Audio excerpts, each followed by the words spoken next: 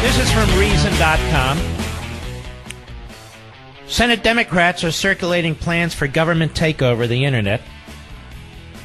A leaked memo circulating among Senate Democrats contains a host of bonkers authoritarian proposals for regulating digital platforms, purportedly as a way to get tough on Russia bots and fake news. To save American trust in, quote, our institutions, democracy, free press, and markets, unquote, it suggests we need unprecedented and undemocratic government intervention into online press and markets, including, quote, comprehensive data protection legislation, unquote, of the sort enacted in the European Union, titled Potential Policy Proposals for Regulation of Social Media and Technology Firms. The draft policy paper penned by Senator Mark Warner, the moronic Tourette's-inflicted senator of Virginia, and leaked by an unknown source to Axios. The paper starts out by noting that Russians have long spread disinformation, including when the Soviets tried to spread fake news denigrating Martin Luther King. Today's tools seem almost built for Russian disinformation techniques, Warner opines, and the ones to come, he assures us, will be even worse. So here's what Warner suggests. Mandatory location verification. Paper suggests forcing social media platforms to authenticate and disclose the geographic origin of all user accounts or posts. Mandatory, and remember, this is the Internet is supposed to be free, private sector. Mandatory identity verification. The paper suggests forcing social media and tech platforms to authenticate user identities and only allow authentic accounts, with failure to appropriately address inauthentic account activity punishable as a violation of both SEC disclosure rules and or Section 5 of the Federal Trade Commission Act. Bot labeling. Warner's paper suggests forcing companies to somehow label bots or be penalized. No word for Warner on how this is remotely feasible. Define popular tech as essential facilities. This would be subject to all sorts of heightened rules and controls, says the paper, offering Google Maps as an example of the kinds of apps or platforms that might count.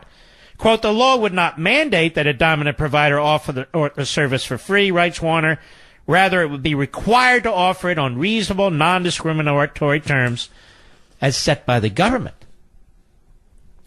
Other proposals include more disclosure requirements for online political speech, more spending to counter supposed cybersecurity threats, more funding for the Federal Trade Commission, of course, a requirement that all companies' algorithms can be audited by the feds, and this data shared with universities and others, and a requirement of interoperability between dominant platforms.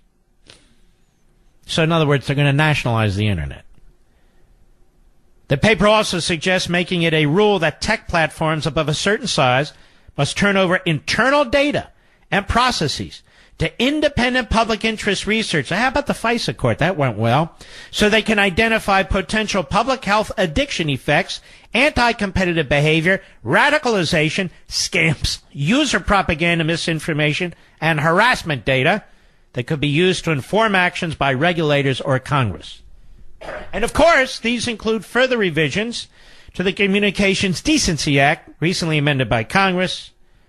The proposals in the paper are wide-ranging, and in some cases even politically impossible, and raise almost as many questions as they try to answer, suggested Matthew Ingram, putting it very mildly at the Columbia Journalism Review.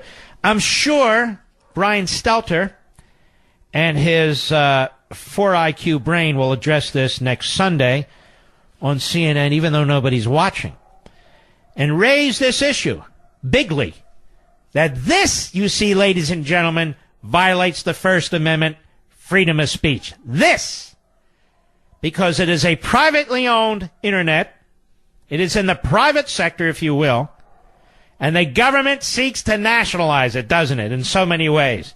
That is a violation of your First Amendment, period.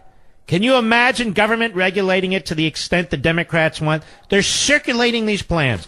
So those of you who say, well, look, the parties are the same, I'm not going to vote, the midterm election, you better wise up, and you better wise up fast. Because on the left, they are totalitarians. They are everything they accuse us of. They hate speech. They hate real press. They hate freedom of association. They hate the Second Amendment. They hate aspects of the Fourth Amendment, Fifth Amendment, Ninth and Tenth Amendments, separation of powers, you name it.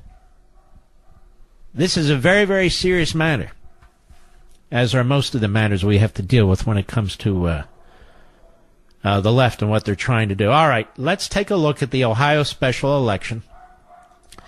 Doesn't appear that there's enough votes on here to make any kind of conclusion. 4% of the precincts are fully reporting. 4%.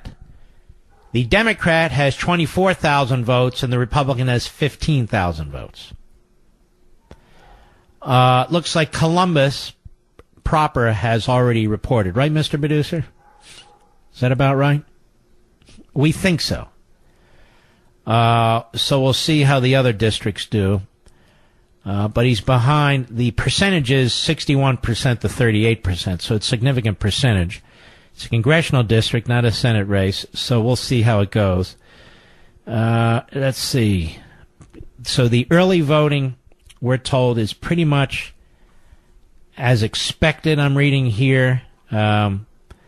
Let's see. Why was it expected? Because we knew the geographic partisan composition of the early vote. As I said, it's much of, it's not exclusively, but much of Columbus, which is heavily Democratic. And now, presumably, some of the suburbs will come in. We'll know a lot before the end of the program. Whether we have a winner, that's a whole other story. But here's the deal. The Democrats and the left and the media have this all figured out. Heads, they win.